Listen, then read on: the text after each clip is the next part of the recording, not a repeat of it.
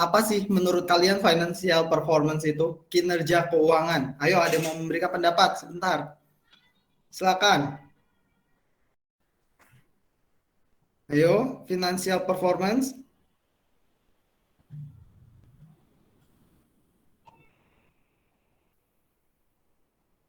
Ada yang tahu apa itu financial performance? Halo?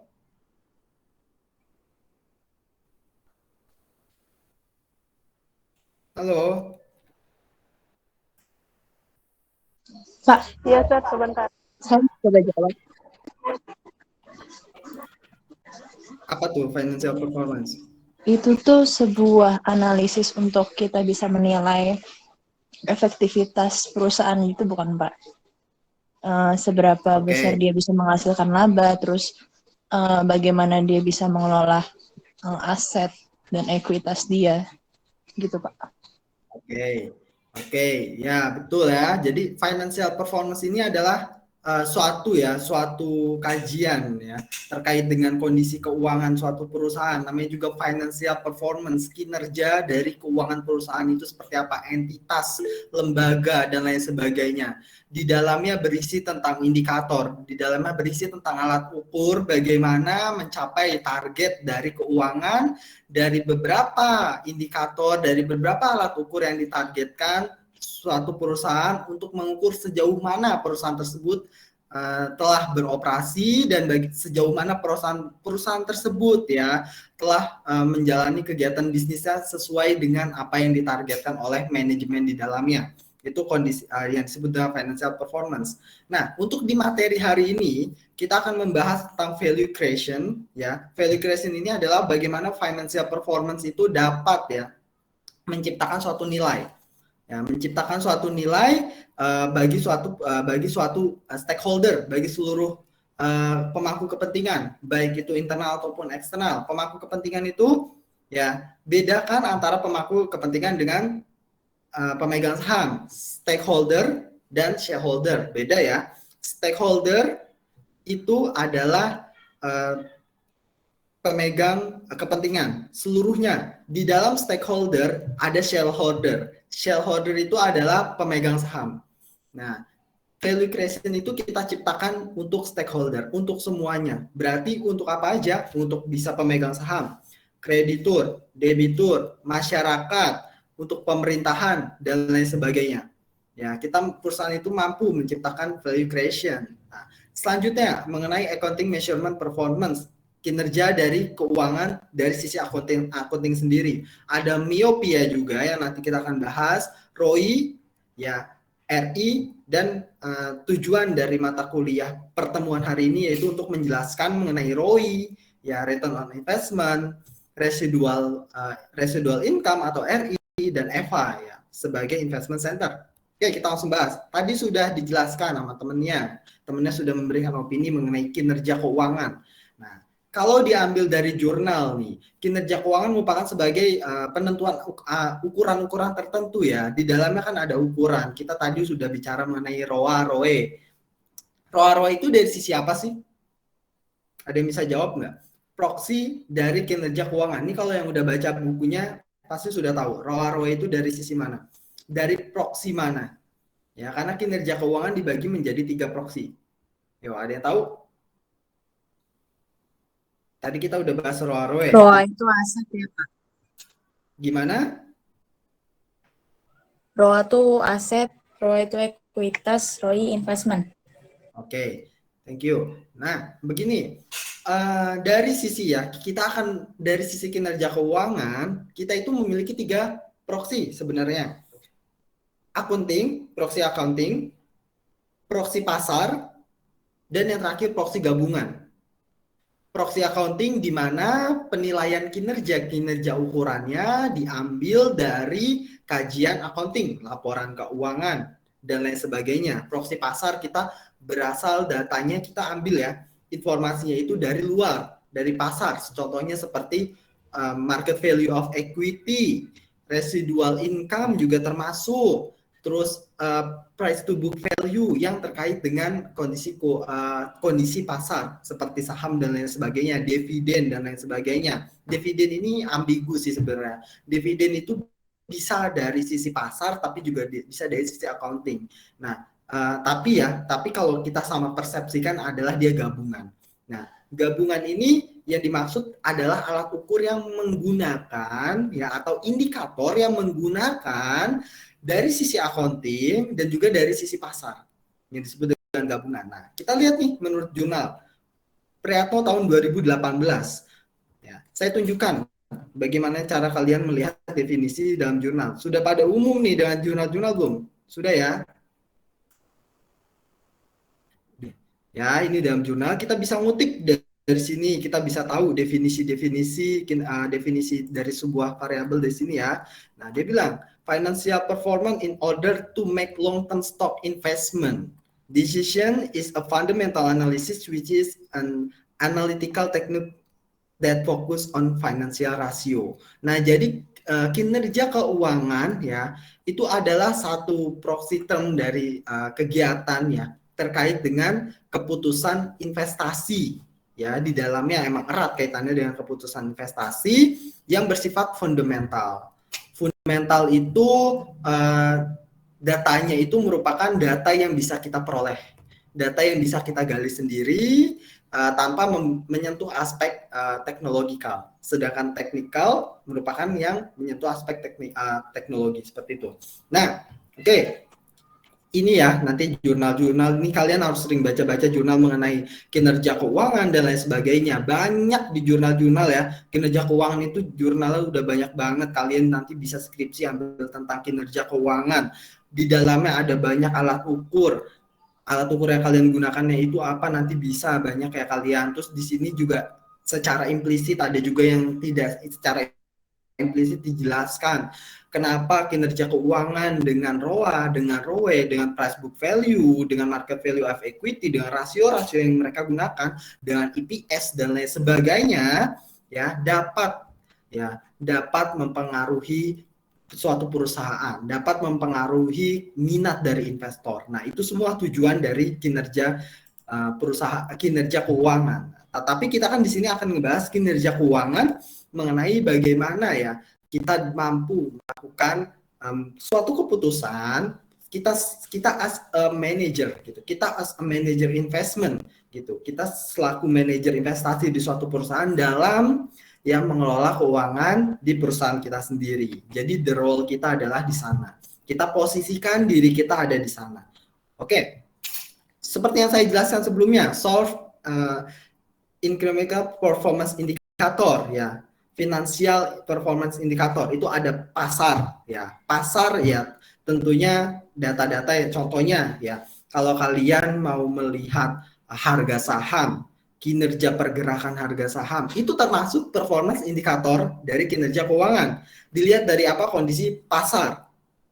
Ya, sedangkan dari akuntansi ini bersifat pembukuan yang bersifat dari laporan yang sudah ada di audit report ya. Laporan yang sudah memiliki jaminan eksternal. Dari sisi accounting kita bisa ambil dari laporan keuangan, laporan laba rugi, perubahan ekuitas, catatan atas laporan keuangan, kita bisa ambil dari sana. Tergantung rasio atau alat ukur apa yang kita gunakan untuk mengukur kinerja perusahaan tersebut ya. Untuk sisi accounting itu seperti apa. Nah, selanjutnya mengenai kinerja non finansial. Kinerja non finansial ini banyak. Contohnya berita. Ya, berita, kita melihat berita di suatu media mengenai perusahaan tersebut seperti apa gitu, labanya baik tetapi ternyata ada indikasi kecurangan laporan keuangan, adanya indikasi window dressing, adanya indikasi perubahan dan lain sebagainya, ada perubahan sektor dan lain sebagainya, ada isu-isu terkait internal yang dapat mempengaruhi perusahaan tersebut memiliki image yang buruk, itu semua termasuk ke non finansial. Non finansial ini juga termasuk ke dalam campuran antara pasar dan accounting gitu. Jadi adalah alat ukur juga nih, selain dari yang sifatnya dummy tadi, kita bisa melihat ya bahwa kinerja non finansial ini dari sisi financial performance ini adalah sebagai gabungan baik pasar ataupun akuntansi. Contohnya apa? Contohnya Tobinski. Kalian tahu Tobinski nggak? Tobinski itu adalah alat ukur ya yang digunakan untuk mengukur value creation, nilai perusahaan. Kita akan bahas value creation di sini menggunakan Tobinski. Salah satunya kita menggunakan harga saham, closing price dikali dengan saham yang beredar. Ketemu itu namanya MVE, market value of equity. Nah, ketemu MVE kita kalikan dengan rasio, dengan indikator, dengan komponen lain, dengan postingan lainnya, yaitu adalah ekuitas dibagi dengan aset. Nah, itu semua kan gabungan. Ada data dari pasar, ada data dari accounting. Oke. Kameranya tetap dinyalakan ya. Oke, selanjutnya adalah pengukuran kinerja keuangan. Nah, satu, pengukuran kinerja keuangan akuntansi berdasarkan informasi di dalam laporan keuangan, baik laporan laba rugi ya tadi sudah dijelaskan, posisi keuangan, arus kas, biasanya dalam bentuk rasio. Itu apa dalam bentuk rasio juga? Apakah selalu dalam bentuk rasio? Enggak juga, bisa jadi dalam bentuk ordinal, nominal, itu beda, tergantung ya, tergantung rumus atau formulasi indikator atau alat ukur yang kita gunakan untuk mengukur kinerja keuangan. Oke. Selanjutnya ada pengukuran kinerja pasar, biasanya diukur berdasarkan harga pasar, saham, valuasi perusahaan, informasinya biasanya diperoleh dari lantai bursa. Ya, kita peroleh. Tapi kalau saya lebih prefer dari Yahoo Finance karena dari lantai dari website IDX itu nggak terlalu lengkap gitu ya. Kalau kita mau melihat pasar, harga pasar atau jumlah saham yang beredar. Nah, yang kedua adalah yang terakhir ini mengenai kombinasi pengukuran kinerja akuntansi, kinerja pasar dengan kinerja non finansial lainnya, seperti kepuasan pelanggan itu ya tadi termasuk berita itu juga termasuk isu terkait perusahaan tersebut termasuk wilayah jangkauan pasar dan perputaran karyawan. Nah, perputaran karyawan ini ada yang tahu nggak? Ini mengenai employee turnover. Perputaran karyawan. Di sini udah pada kerja semua kan ya? Pas malam, employee turnover, ada yang tahu apa itu employee turnover? Pergantian karyawan, Sir? Iya, kalau menurut kamu perusahaan yang bagus itu yang employee turnover-nya tinggi ataupun rendah atau yang rendah? Dua-duanya nggak ada yang salah, tapi kamu berikan opini. Kenapa? Kalau menurut saya sih tergantung PT-nya, Sir. Cuman kalau pendapat saya pribadi lebih baik turnover-nya tinggi sih, Sir.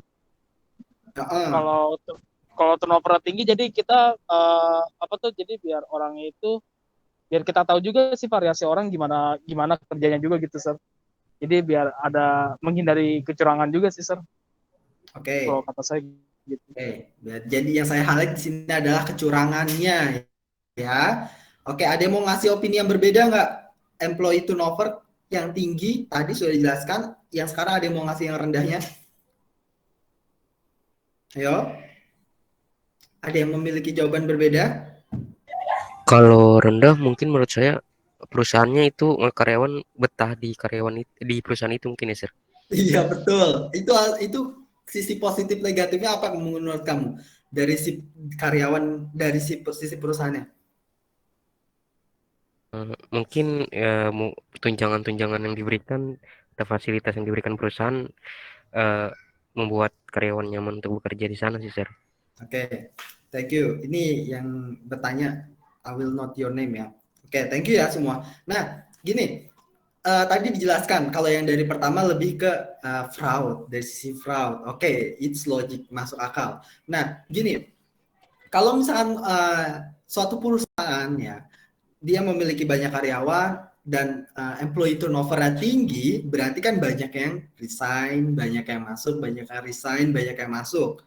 Nah, yang perlu kita perhatikan adalah satu, ya, what's wrong with our company? Apakah ada suatu kebijakan perusahaan kita yang membuat karyawan tersebut keluar masuk? Gitu. Kenapa banyak yang nggak betah di perusahaan kita? Itu yang patut kita pertimbangkan. Ya. Apakah apakah perusahaan ini tidak cukup baik dalam mengelola ya asetnya?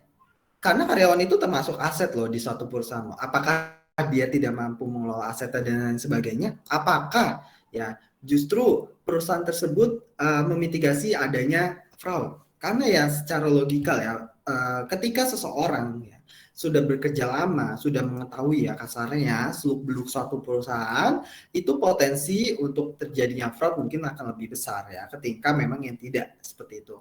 Nah, itu tadi alasan dari teman kalian. Nah, ada lagi yang menyatakan enggak juga nih kalau perusahaan yang turnover-nya rendah, justru kita akan karyawannya betah-betah nih gitu. Nah, itu juga nggak salah, benar juga karyawannya betah.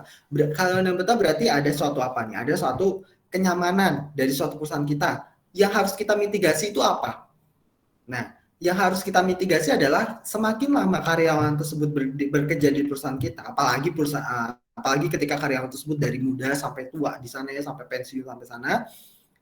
Di situ biasanya untuk usia karyawannya yang sudah tidak terlalu produktif lagi untuk bekerja, dia sulit untuk menerima suatunya perubahan sistem. Nah, ketika perusahaan terlalu memiliki banyak ya sumber daya yang tidak appropriate atau tidak terlalu menyukai ya dengan perubahan sistem yang dinamis, yang semakin teknologikal, yang semakin maju gitu ya.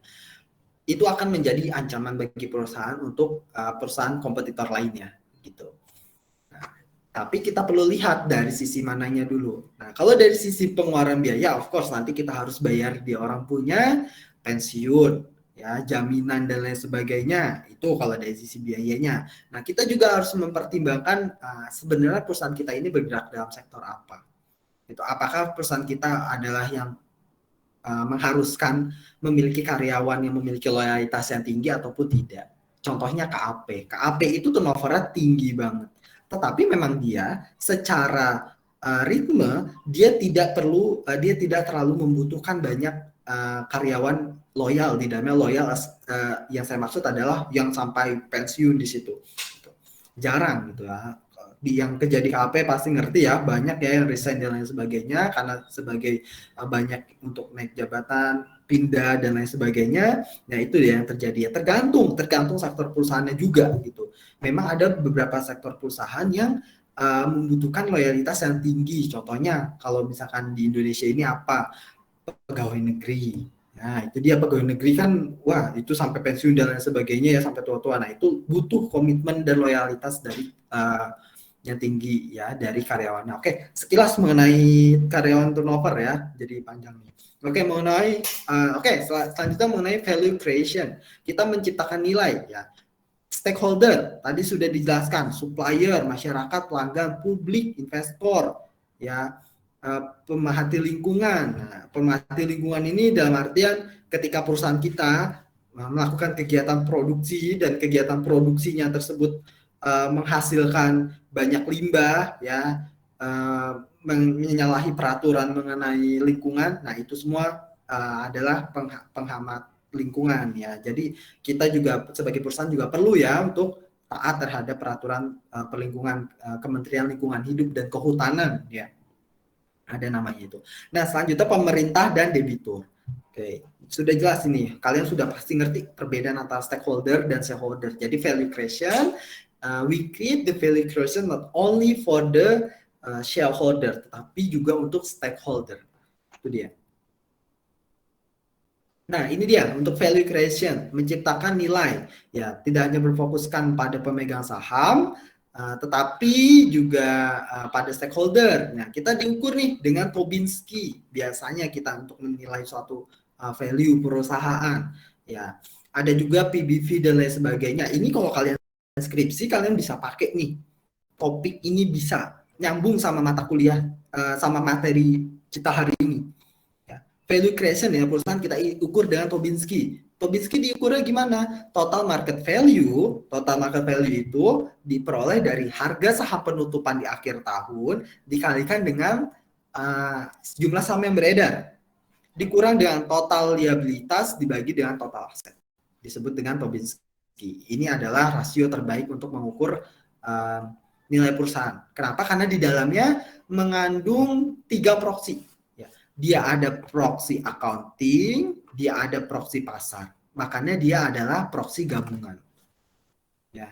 Proxy pasarnya kita lihat dari total market value, proxy accountingnya kita lihat dari total liabilitas dan aset. Ngerti sampai sini? Ada yang mau ditanya dulu? Gimana? Ada yang pertanyaan? Ada yang mau tanya? Ayo. Oke. Nggak ada? Ngerti nih berarti. Lanjut. Oke. Sekarang investasi dan operasi miopik. Miopik itu apa? Kalau yang baca buku pasti tahu. Miopik itu apa? Ini udah ada di share juga nih. Ayo. Kesalahan itu ya, Sir. Kesalahan pengukuran kinerja pada laba jangka pendek. Gimana tuh maksudnya? Jadi si manajer ini tuh cuma fokus pada laba jangka pendeknya doang, Sir, yang jadi cuma berfokus pada laba jangka pendek. Oke, thank you. Thank you atas jawabannya. Betul, ya. Operasi miopik itu memang tapi bukan kesalahan alat ukur ya, tetapi operasi miopik itu adalah satu pengabaian dari pihak manajemen. Ya. Jadi manajemen itu terlalu berfokus ya, apalagi ketika memang perusahaan itu tidak memberikan porsi kepemilikan terhadap manajemen di dalamnya. Ya biasanya manajemen merasa bahwa saya tidak memiliki perusahaan tersebut, makanya nge-create kinerja keuangannya itu hanya dalam jangka pendek gitu.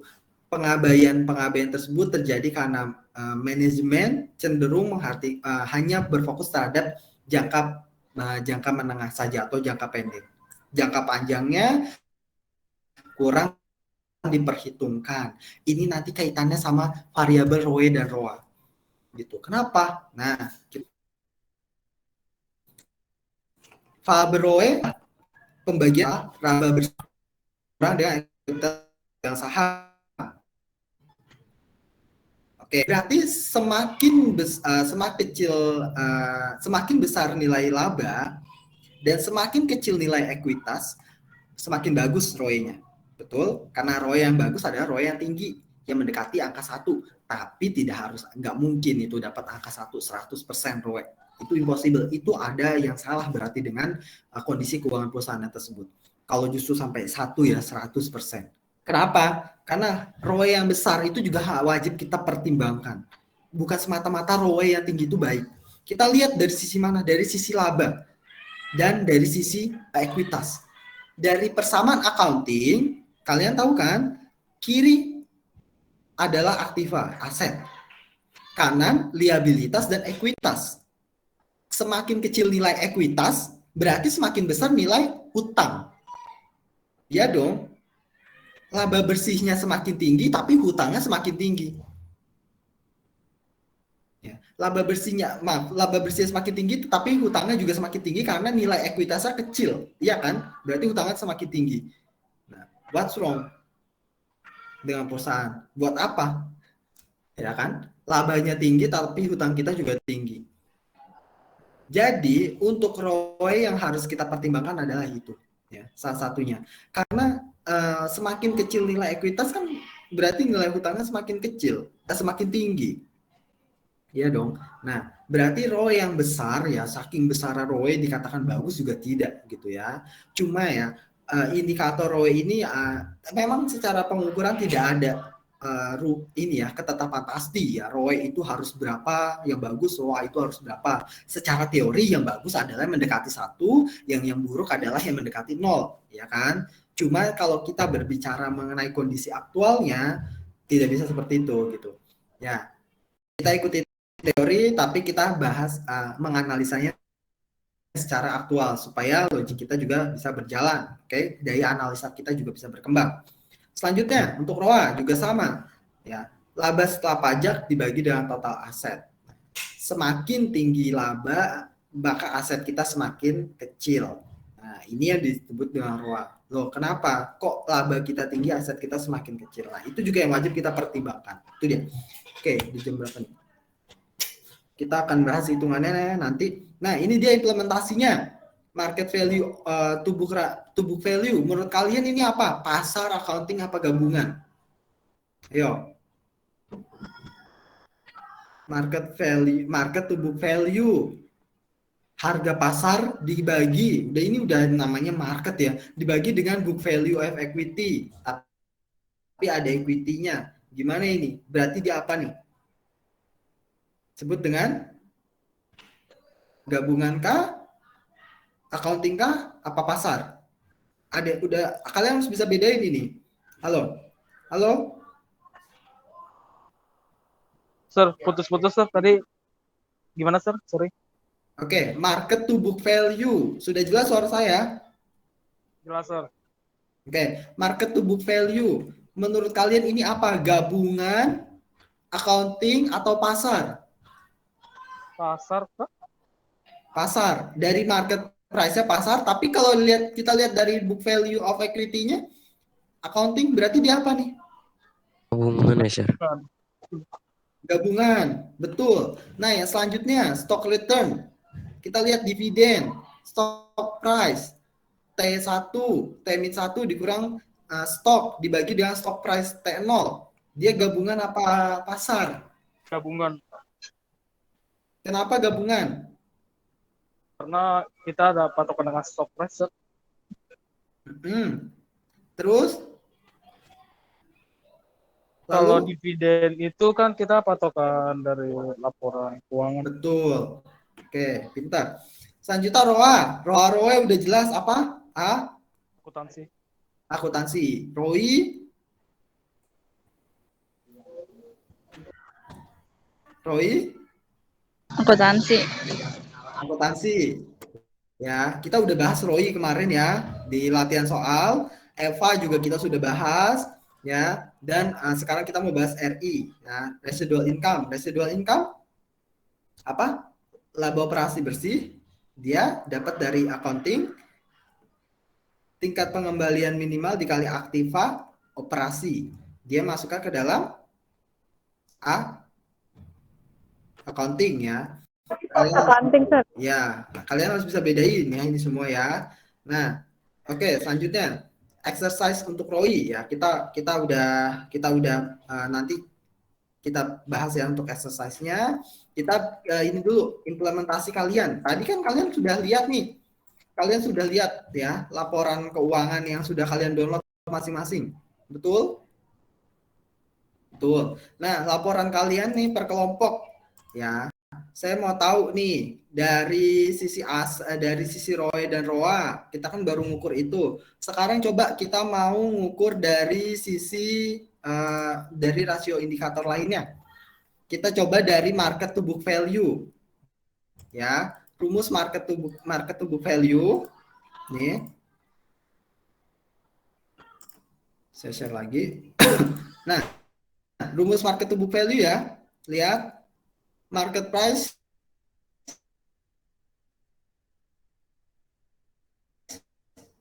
dikali book value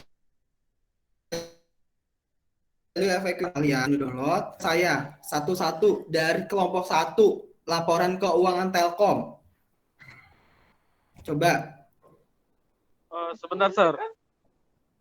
Kelompok 1 ada Trendy, ada Herdiansyah, ada Vian, Dania, Osama, Lisa, Pervin, dan Maria. Ayo jangan cuma satu orang doang nih. Ya, rumusnya market price ya dibagi dengan apa? Sebentar sir. Oke. Sebentar, Sir.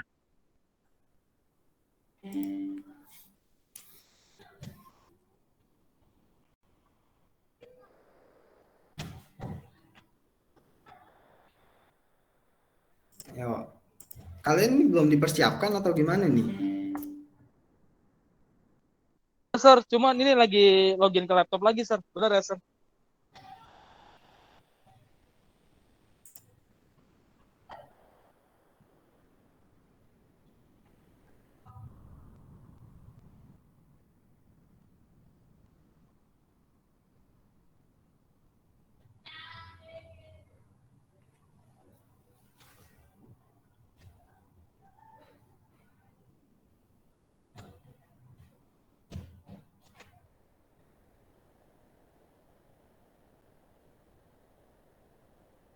Udah kelihatan belum, Sir?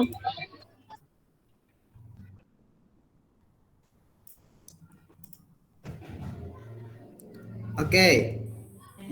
Oke, Maria, silakan Maria.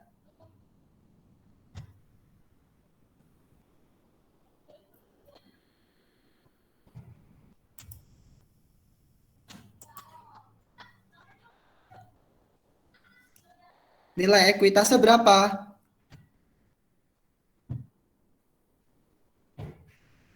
Nilai ekuitas yang ada di situ.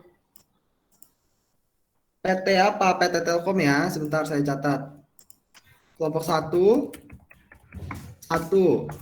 PT Telkom. TBV total ekuitas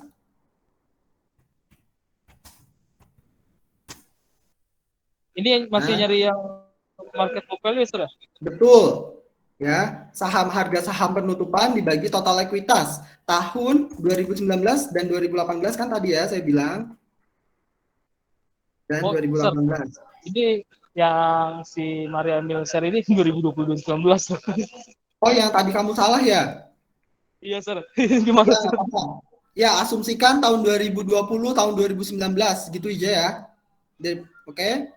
Oke, Sir. Ini kan ini total ekuitas nih, Sir. Ya, berapa sebutkan? Biar saya catat nih, ini ayo.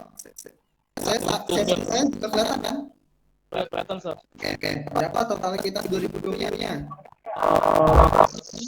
117.250. 2018? Sorry, 2019 kamu? 2019-nya total ekuitasnya 117.303. Oke. Sekarang kita cari harga pasar penutupan. Oke, caranya gini. Kalian masuk Yahoo Finance. Ya, ketik nama perusahaannya apa? Telkom. Ya, atau kodenya TLKM.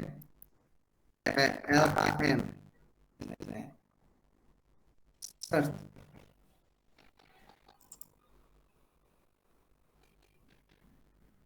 Nah, Telekomunikasi Indonesia. Kita lihat historical data. Kalian ikutin ya langkahnya. Nanti kelompok lain juga kayak gini. Historical data. Nah, kita lihat tahunnya. Historical price. Tahunnya, sorry. Tahunnya kita ubah dari tahun kita mau melihat tadi tahun berapa. Kita lihat dia tahun tadi saya mintanya tahun 2019 dan 2018 kan. Oke, di tahun 2019 kita lihat dari Januari sampai dengan tahun 2019 bulan Desember tanggal 31. Oke. Nah, ya. Lagi. Ya, Sir.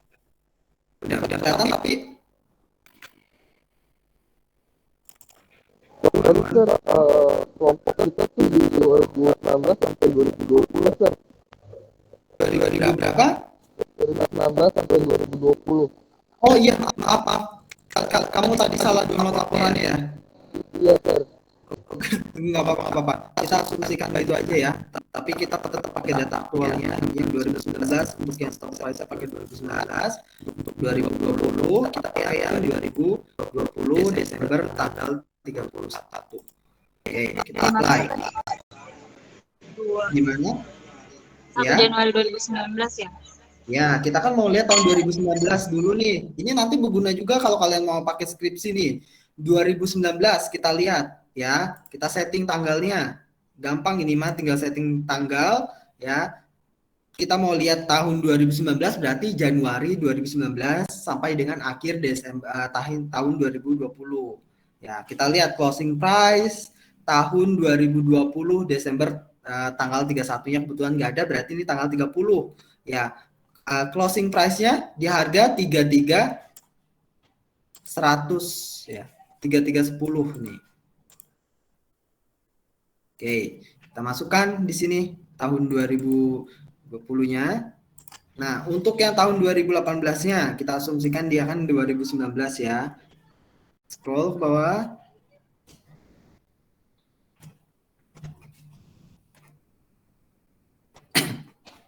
Nah, ini dia. 2019 bulan Desember. closing price akhirnya. Oke.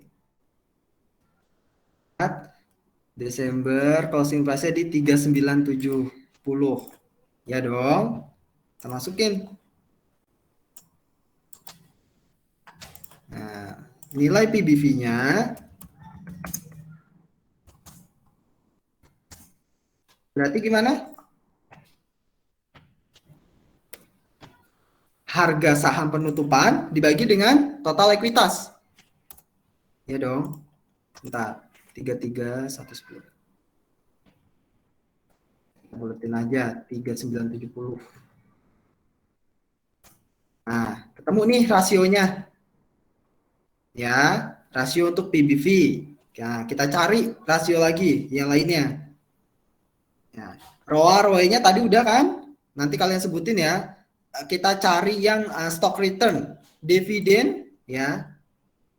Ditambah stock price T-1 ya, dikurang stoknya dibagi dengan stock price. Ya. Dividen ini pengukuran untuk stock return. Dividennya berapa? Bentar, Coba share screen. Share screen. Ini udah masih share screen, Sir. Oke, kamu lihat di bagian laporan laba rugi. Oke. Nah, kalian lihat di situ yang pembayaran dividen. Coba di zoom. Ada di situ laporan laba rugi. Enggak ke atas. Nah, betul. Yang pengeluaran. Cari yang pembayaran dividen. Ada semua tadi udah saya cek. Semua, ayo coba. Di zoom. Coba di zoom.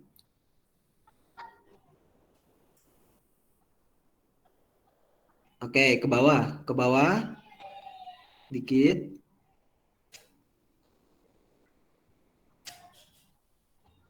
Lagi.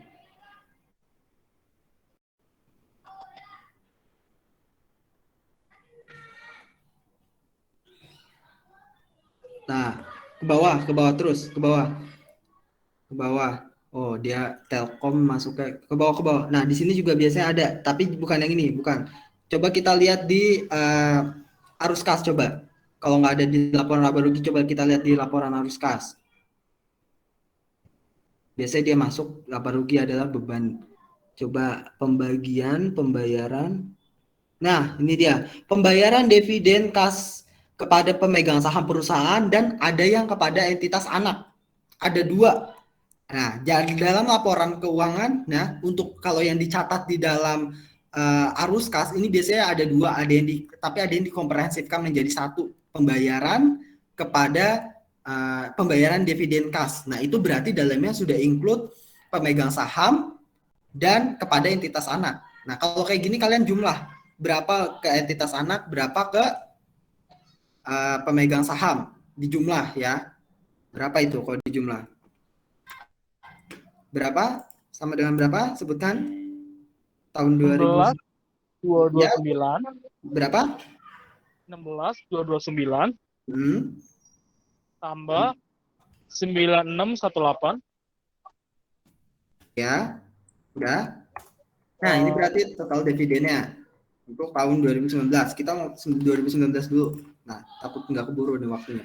Selanjutnya, untuk stock return dikalikan dengan stock price T-1 ya. Kalau misalkan 2019 stock price T-1-nya berarti stock price tahun berapa? 2018.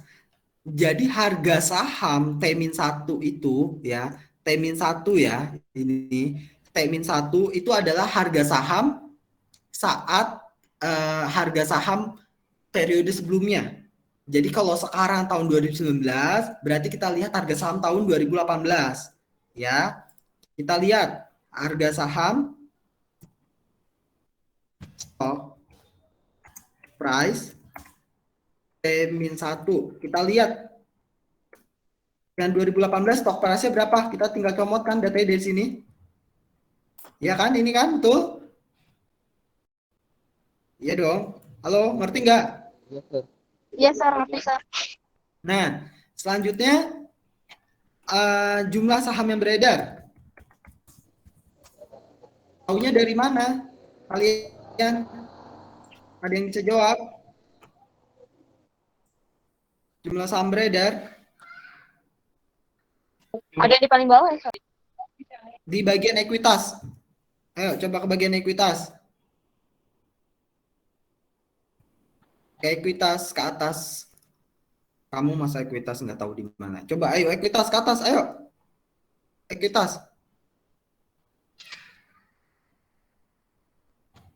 Nah, ini liabilitas, bawahnya ekuitas. Nah, lihat di situ.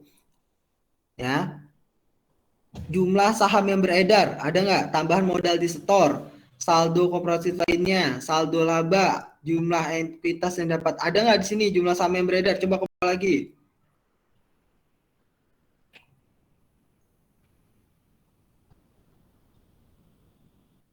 Keterusan, sorry, ada ke atas lagi dikit. Ke atas. Ke atas.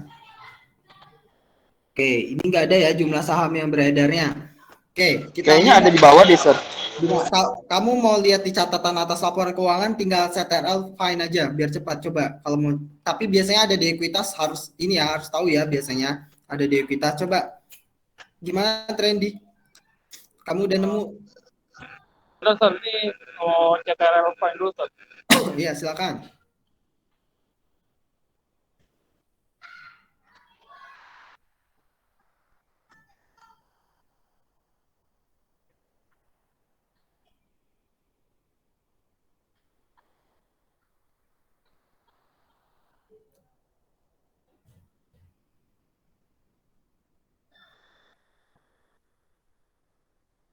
Ayo, mana? Pasti ada di dalam laporan keuangan tuh.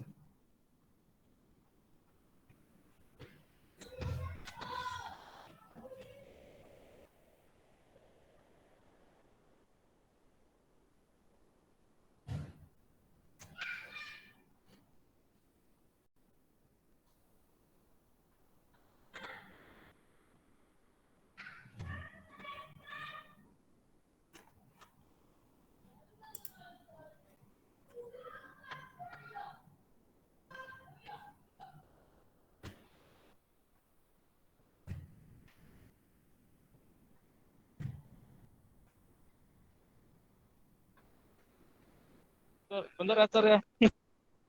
Dapat nggak Trendy? Kamu belum lihat? Bentar, Sir, ini lagi cari, Sir, bentar.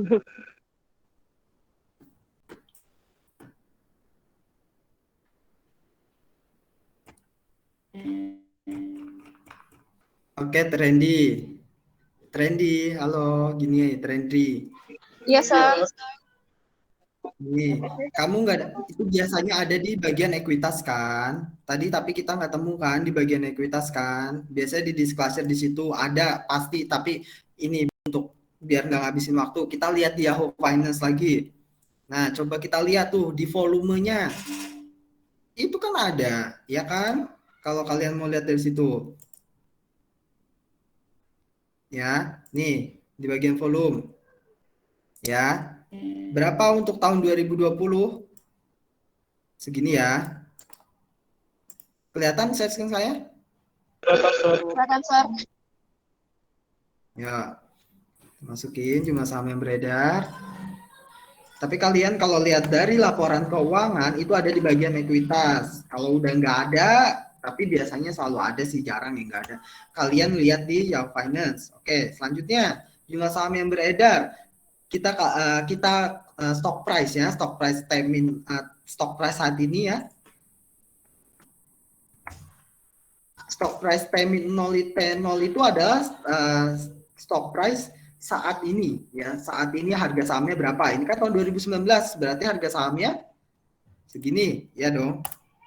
Nah, jadi ya stock return-nya itu dividen ditambah dengan stock price dikurang dengan stok. ya kan, dibagi dengan total price. Oke, sama dengan dividen, ya,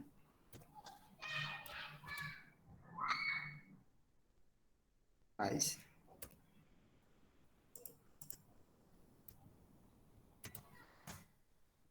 Sama dengan ini kita bagikan dengan ini.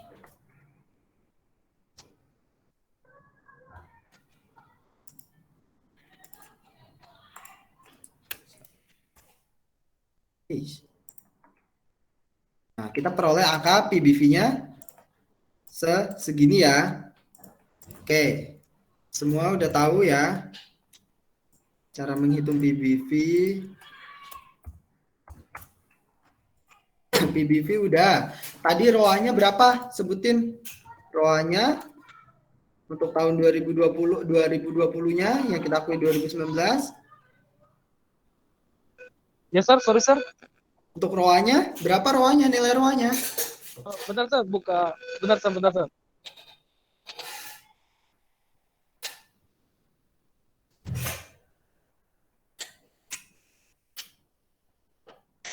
Untuk ROA-nya itu 27.592. Itunya di bawahnya itu 221, 208, 221. 208. Ini ya. Iya, Sir. Oke, ini ROA-nya. ROE-nya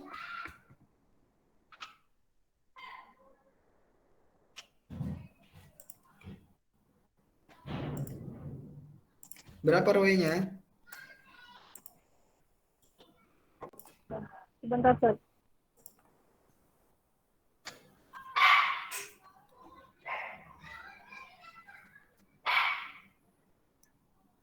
Ayo, berapa nilai ROE-nya? Sorry, Sir, ini nilai persentasenya apa gimana ya, Sir? Iya, persentasenya, bukan Oh. ini. Oh, itu salah berarti, Sir, persentasenya, Sir. Berapa? ROA-nya itu bentar. 2019 12,47%. Ya, 2018-nya 11%,97. kira tadi 22% untuk kamu tulis kayak gitu. Sebentar. ROE-nya ROE-nya di 2019 24%, Sir. 2018? 23%, Sir. Oke.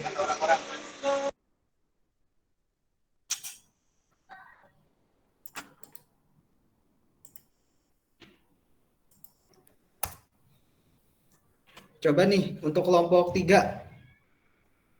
Ya, kelompok 3. Coba kita mau menghitung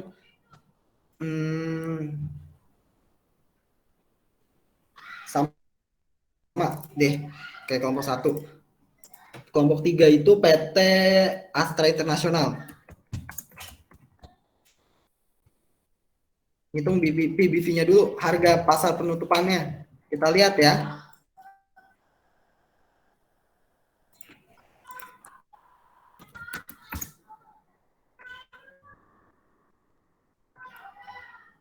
Astra Internasional, ASII. Ya, kita lihat nih, share screen saya sudah kelihatan ya.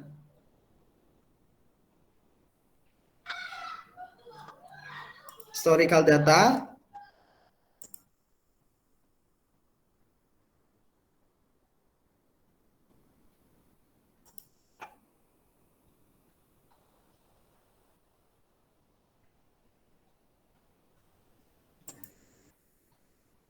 Ya, kita mau data tahun 2018. Ya kan? Dari tahun 2018 Januari 1 sampai tahun 2019.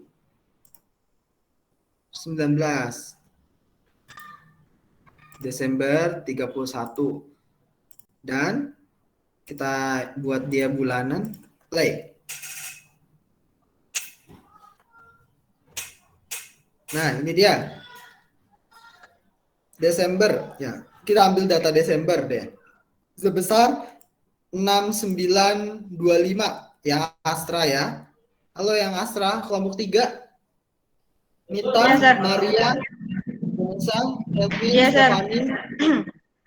Ya. 6925 ya. Iya, Sir.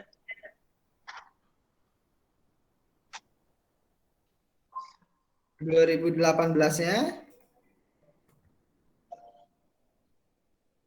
2018-nya Nah. 8225, Sir. 8225. Good. Nah. Total ekuitasnya berapa 2019?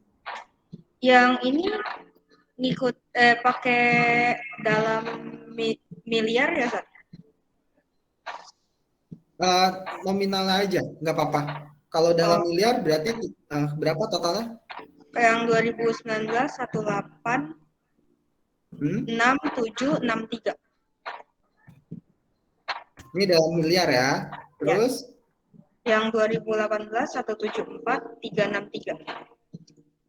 363 dalam miliar. Oke, berarti PBV-nya penutupan dibagi dengan Book value of equity. Oke, 3,0,3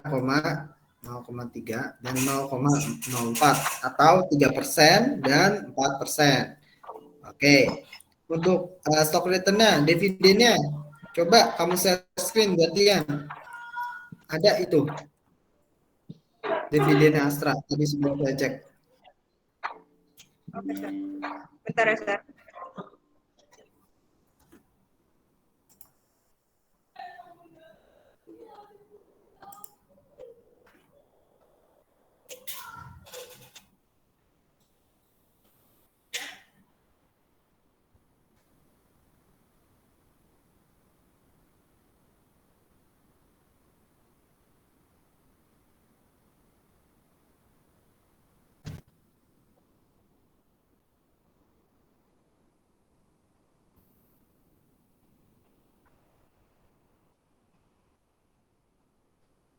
Ya, coba ke bagian ini, arus kas, cash flow.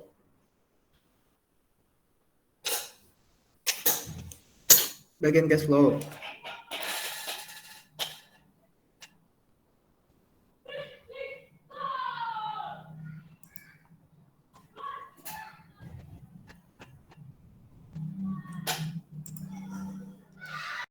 Emang belum bergerak ya ini ya, screen kamu ya? Iya, Sir.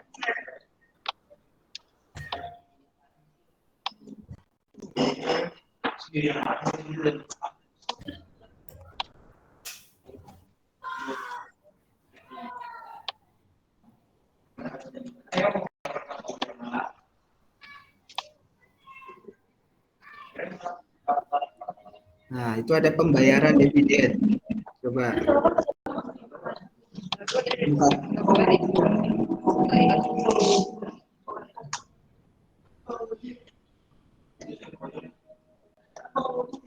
Coba ke bawah. Ada lagi, Sir. Coba ke atas, ada pembayaran dividen. Tuh.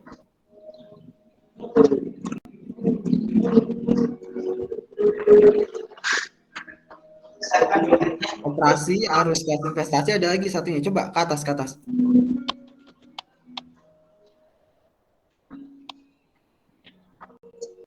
Ada lagi? Enggak ada, Sir. Ini cuma ada operasi sama yang investasi. Coba ke bawah dikit. Dividen investasi. Ada dividen di sini tuh. Tadi sudah saya cek kok. Saya screen deh.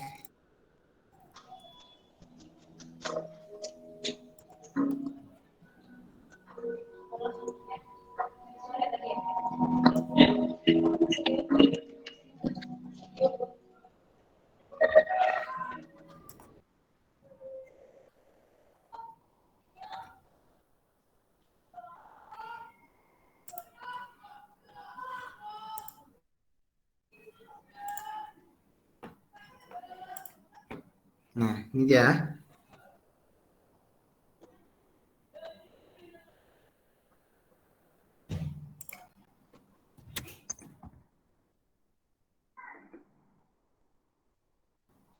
Dividen.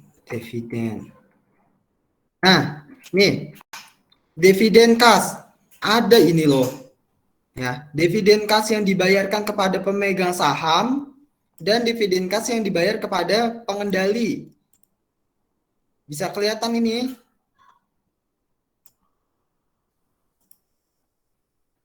Halo? Halo? Iya,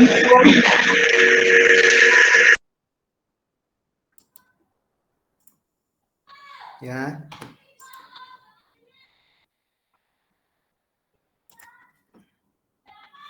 Ditambah ya, baik itu pengendali dan kepada pemegang saham karena dia membayarkan seluruh dividennya pada dua pihak tersebut ya.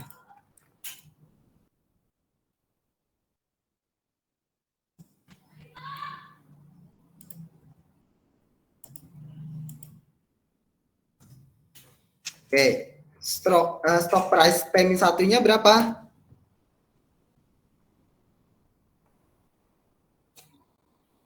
Halo, kalau tadi dengerin nih pasti bisa jawab. Stock price PMI satunya berapa? yang 2018, yang 2019 sama yang atas. Ya, Sar. Yang 2019 kenapa?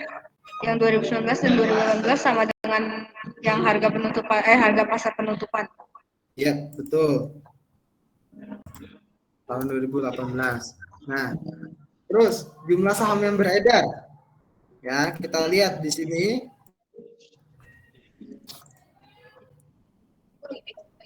Berapa saham yang beredar? Ini ya. Oke.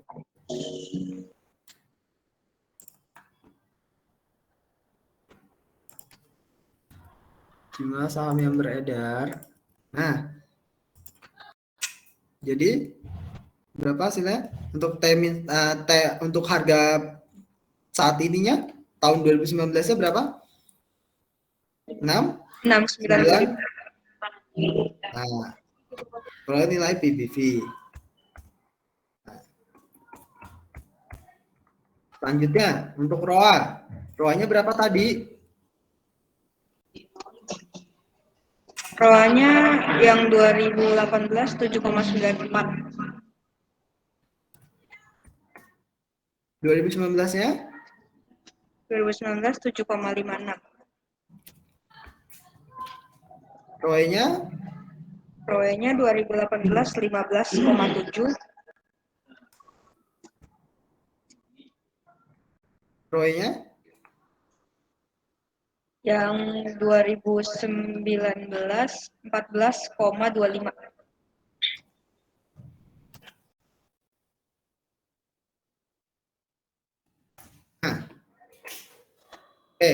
Menurut kalian, nah dari kedua perusahaan ini, kalau kita lihat dari ininya dulu deh, dari PBV-nya dulu, mana yang lebih baik, mana yang menurut kalian memiliki kinerja lebih baik kalau dilihat dari rasio PBV-nya antara Astra dengan Telkom. Coba tahun 2019 aja, coba lihat gimana.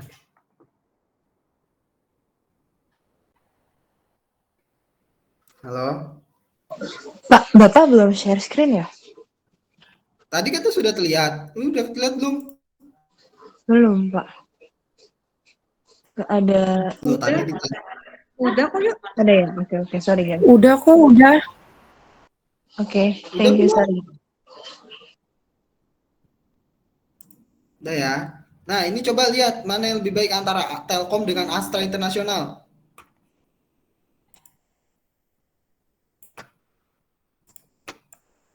Ayo. Dari PBV-nya. Menurut kalian, nih kelompok 1 dan kelompok 3. Ayo.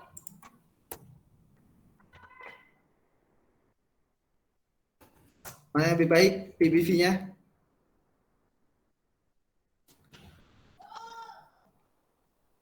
Halo. Ada yang mau kasih opini? Halo, kelompok 1, kelompok 3, dan lainnya? Saya tunjuk ya.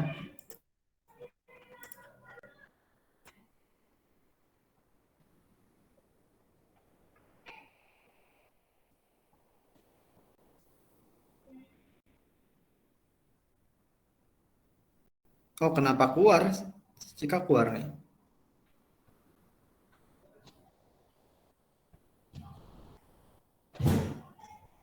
Keluar berarti tidak ikut ya kelas hari ini. Coba Gary Matthew. Gary mana ada Gary?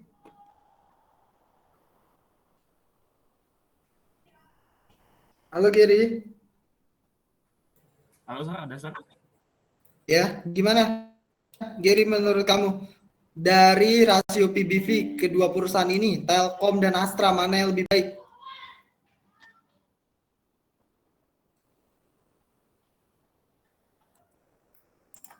Halo?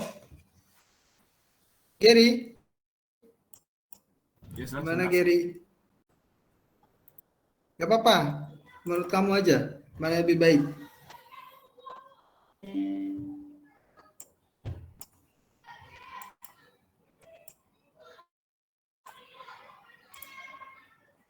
Nah, ini dibulatkan tuh. Gimana? Sudah sangat jelas nih.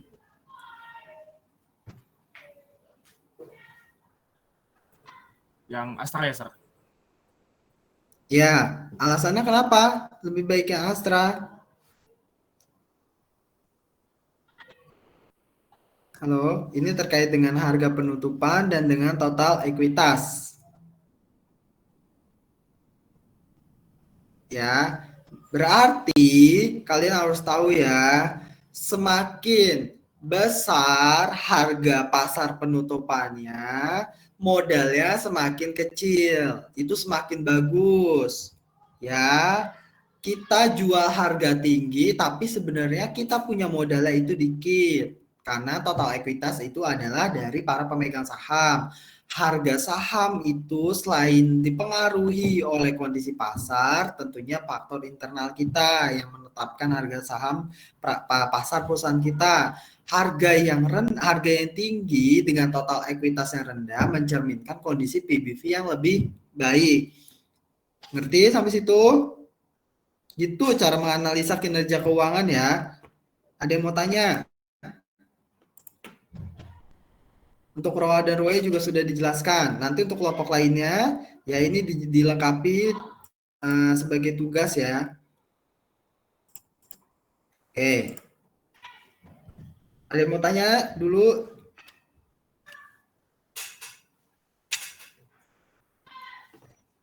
Sudah jelas belum? Tadi kita sudah bahas ROA, ROE, PBV. Kita juga sudah bahas apa tadi?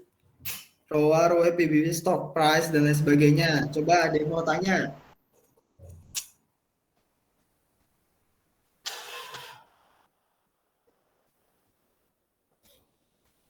Halo? Sir, mau tanya, tadi kan kata Sir yang kelompok lainnya itu dijadikan tugas ya? Berarti itu nanti dikumpul, diperhitungkan kayak selain tadi juga, terus dikumpulin di mana? Ya, nanti saya buat Google Classroom tugas ya. Seperti biasa saya bikin Google Classroom udah ada. Nanti saya post tugasnya di sana. Terus nanti rasio-rasionya sudah saya tentukan. Ya. Kalian analisa rasio kinerja keuangan tersebut. Seperti itu. Nah, untuk pembahasan selanjutnya, nanti kalian ukur Tobinski ya. Kalian ukur Tobinski juga ya. Nih. Untuk mengetahui nilai perusahaan, ini juga termasuk dalam indikator untuk mengetahui nanti kalian sandingkan ya antara data kinerja keuangan dan nilai perusahaan. Opsional, mau kalian pakai Tobinski lebih baik, enggak juga ya lebih baik pakai Tobinski gitu sih. Nah, oke, lihat Tobinski ini kan rumusnya total market value ya, harga penutupan. Tahu kan tadi cara ngitung harga penutupan? Dapat dari Yahoo Finance per 31 Desember akhir tahun. Ya, dikali dengan jumlah saham yang beredar. Nih.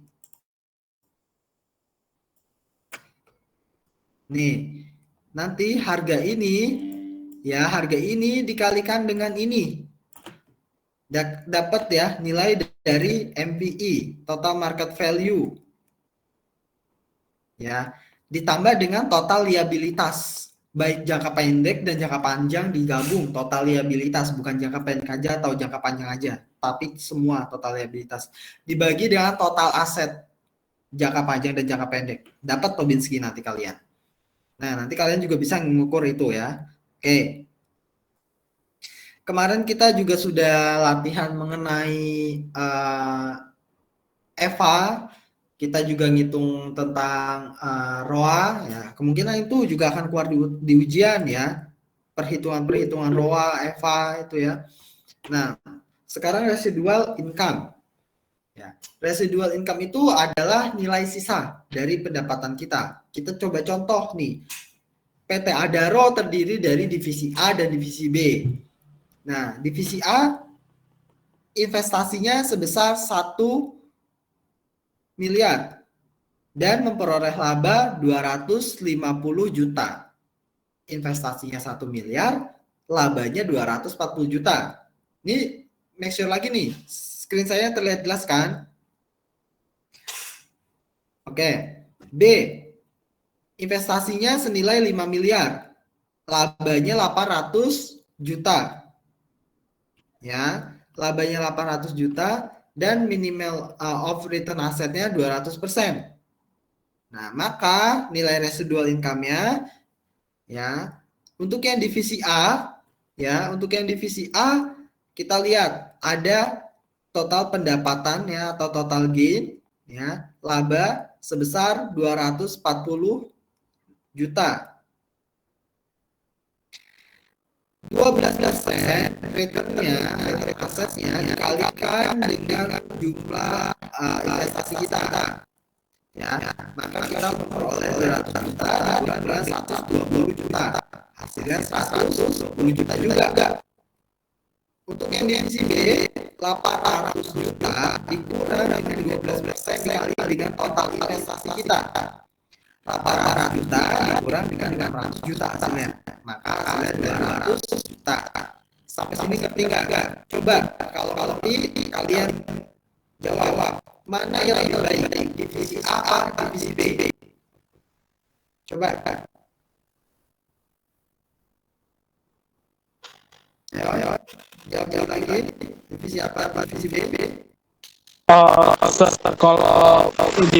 Kalau ngebandingin dari divisi A sama divisi B, kayaknya better divisi B ya. Kamu lihat nilai akhirnya ya. Iya. Oke, kamu lihat yang paling tinggi berarti yang nilai. Residual income yang tinggi memang baik. Yang semakin tinggi semakin baik. Tapi kita lihat ya, coba. Di sini dia melakukan kegiatan investasi. Ya, kegiatan investasinya 1 miliar dan yang ini 5 miliar. Ya, yang B ini 5 miliar, yang PTA, yang divisi A 1 miliar. Besarannya B. Tapi return yang dihasilkan besaran juga yang B. Loh, kenapa nggak bagusan yang A? Kalau kita lihat dari sisi nilai memang bagusan yang B, tapi kalau kita analisa kinerjanya lebih bagusan yang A. Alasannya kenapa? Karena kita bandingkan nilai keuntungan dari residual income, nilai residu, nilai akhir daripada nilai investasi kita itu sama. Ya, semakin mendekati ini semakin bagus. Ya, berarti nilai residu kita dengan nilai investasi kita itu semakin dekat. Coba kita lihat untuk yang divisi B. Memang residual income-nya besar. Tapi kita lihat nilai keputusan investasi kita 5 miliar dikalikan dengan perputaran asetnya 600 juta. Ini kalau dibagi 2 dibagi 6 0,3. Sedangkan ini 0%. Ya, kalau dibagi lebih bagusan yang mana? Lebih bagusan yang A kalau kita menilai dari kinerja keuangan. Nah, nanti itu ya kalau kalian menilai kinerja keuangan jangan dilihat dari langsung hasilnya lebih besar yang mana, bagusan yang mana. Enggak, kita lihat dalamnya. Dia formulasinya apa, komponennya apa, seperti itu. Oke. Kita kemarin udah bahas ya perhitungan mengenai ROI. Ya, ROI kita udah bahas ya. ROI, operating income dibagi total investment atau total aset ya. Dan selanjutnya untuk EVA kita juga kemarin udah bahas. Ini keluar ya di ujian ya. ROI, EVA, terus ROA, kalian pelajari. Kemarin sudah latihan pakai soalnya, kalian pelajari. Ya, nanti saya kirimkan juga ya. Ini saya buat soal ya. Saya buat soal mengenai ROA, ROI ya dan EVA ya. Nanti saya bikin jawabannya di Excel. Saya udah bikin jawabannya di Excel. Nanti saya kirim ke kalian tapi kalian pelajari. Wajib kalian pelajari ya. Kalian pelajari, nanti ini takutnya keluar di ujian. Ya. Nah, tugasnya kalian ya, karena materi ini mengenai kinerja dari keuangan, seharusnya sih tugas kalian ini adalah membuat kinerja keuangan analisanya dari depresiasi.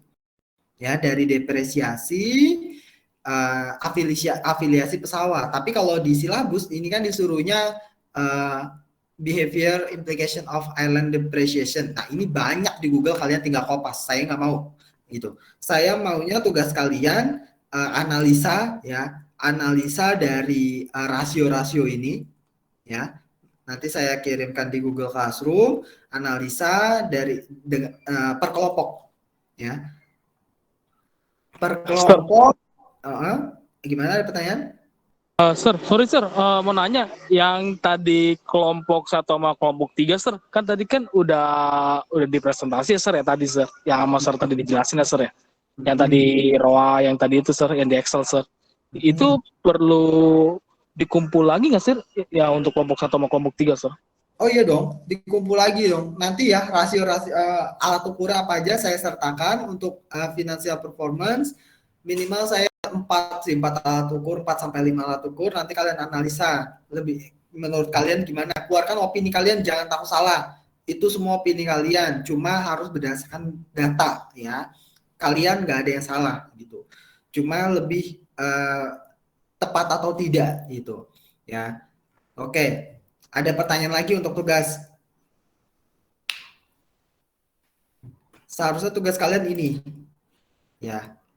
Saya sebenarnya pengen kalian itu melihat dari sisi depresiasinya.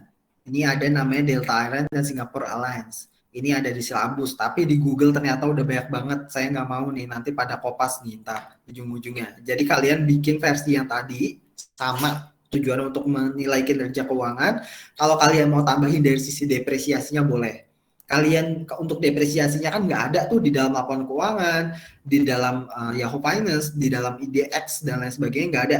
Kalian mau bikin angka estimasi, terserah kalian boleh. Yang penting saya tahu analisa kalian gimana mengenai depresiasi ini. Oke?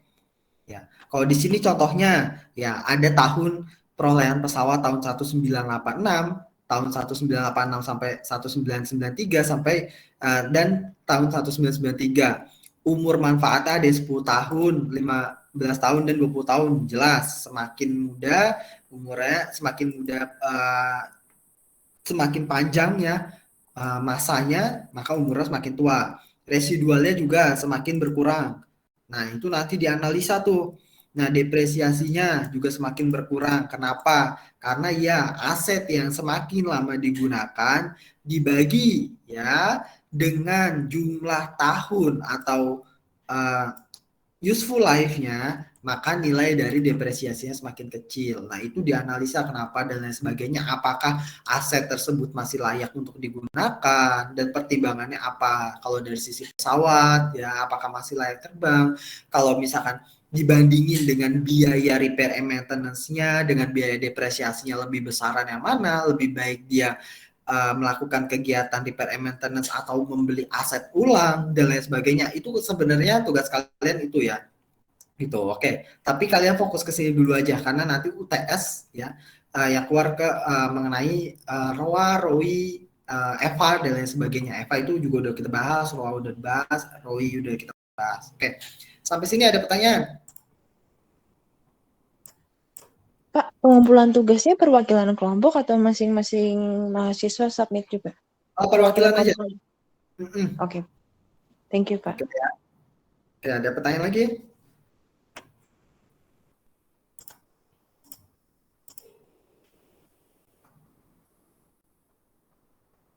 Oke.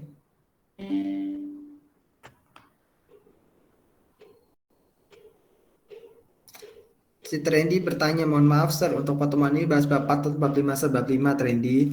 Oke. Tadi sudah dijelasin di awal. Oke. Udah nggak ada pertanyaan? Oke, sebelum ada, Sir. Cukup, Sir. Coba sebelum kita akhiri, saya mau Jessica deh. Pimpin doa Jessica yuk untuk semuanya. Oke, Sir. Oke, teman-teman, sebelum kita mengakhiri perkuliahan ini, mari kita berdoa menurut agama masing-masing. Berdoa Jessica pimpin. Bapa yang baik, terima kasih Tuhan, karena kasih-Mu Tuhan, kami dapat kembali berkumpul Tuhan, dan pada malam hari ini Tuhan, kembali Bitcoin. Tuhan, sebentar kami ingin kembali ke rutinitas kami Tuhan. Tadi juga kami sudah mendapatkan pelajaran Tuhan dari Sir Damas Tuhan. Semoga Tuhan pelajaran yang Ia berikan selalu menjadi manfaat bagi kami Tuhan, menjadi ilmu pengetahuan bagi kami. Tuhan berkati juga keluarganya Tuhan, berkati semoga dia selalu diberikan kesehatan. Dalam nama Yesus kami berdoa dan mengucap syukur terpujilah nama-Mu. Haleluya. Amin. Terima kasih Jessica. Oke, semua terima kasih atas pertemuan hari ini.